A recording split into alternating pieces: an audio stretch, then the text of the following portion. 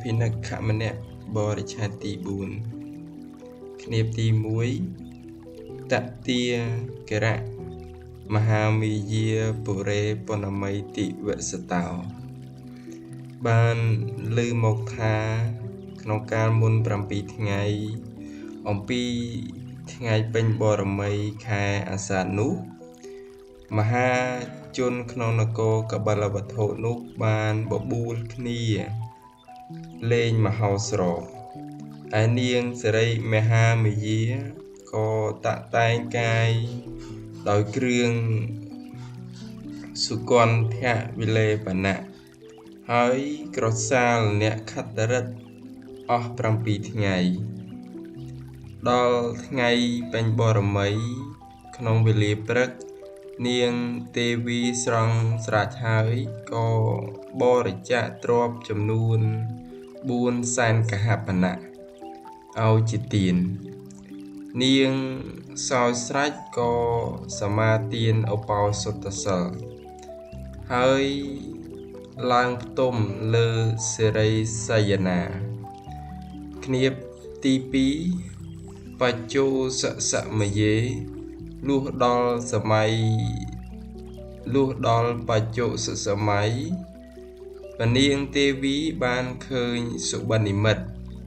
ឯសុបិននិមិត្តនោះនាងឃើញថាចាតមហារាជទាំង4មកលើកព្រះនាងទាំងសិរីសយនានាំទៅកាន់ព្រៃហេមវ័នហើយតាំងទុកលើមនោសិលាដ៏ធំប្រមាណ60យោជន៍ខាងក្រោមដើមរាំងធំមួយកម្ពស់7យោជន៍កាលនោះនាងទេវីទាំងឡាយរបស់មហារាជទាំងនោះបានបញ្ជូនព្រះនាងទៅស្រង់ទឹកក្នុង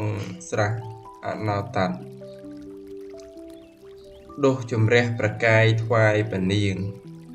ហើយលាបដោយគន្ធវិលេបណៈជាទឹកក្នុងទីចិត្តស្រះនោះមានភ្នំប្រាក់មួយមានសុវណ្ណវិមានមួយស្ថិតនៅលើភ្នំប្រាក់នោះ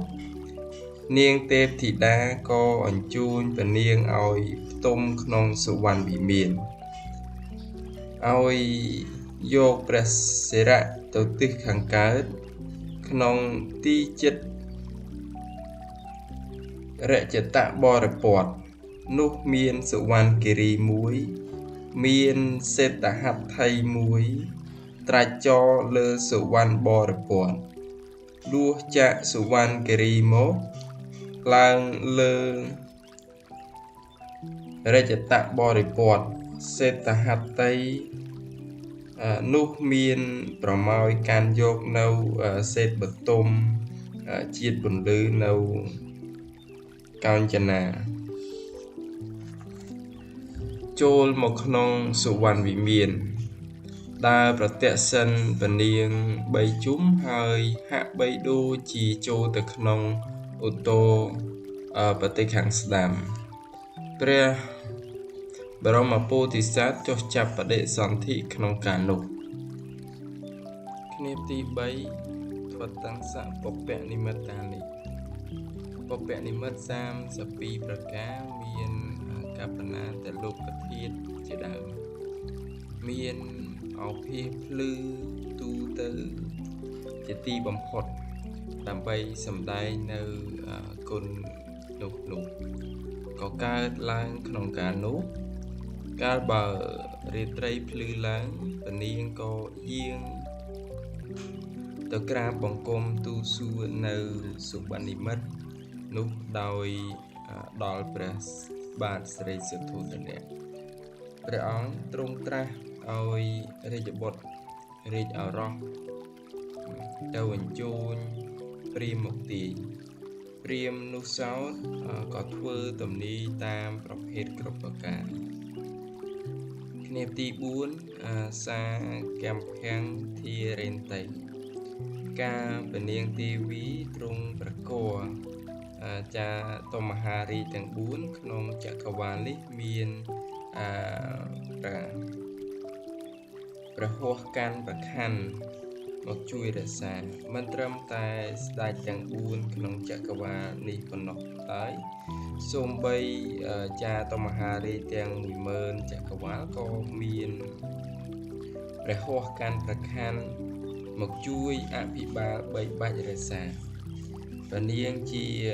ពុទ្ធមាតាដែលដរាបដល់គ្រប់10ខែជាកំណត់ចំណែក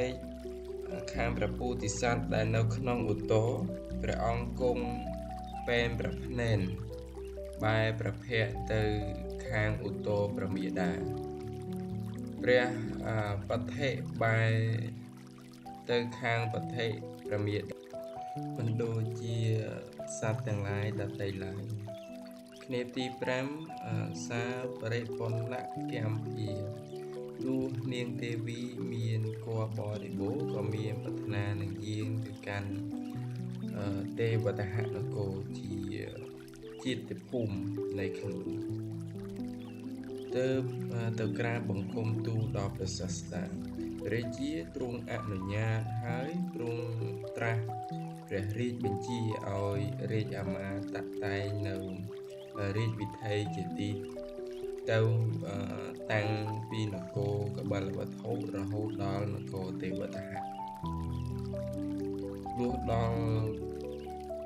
បព្វនហសម័យថ្ងៃពណ៌មីខែពិសាខព្រះនាងទេវីក្រាបបង្គំលាព្រះផត្តាស្ដេចទៅដោយសុវណ្ណសេវិកាដល់លំពិនី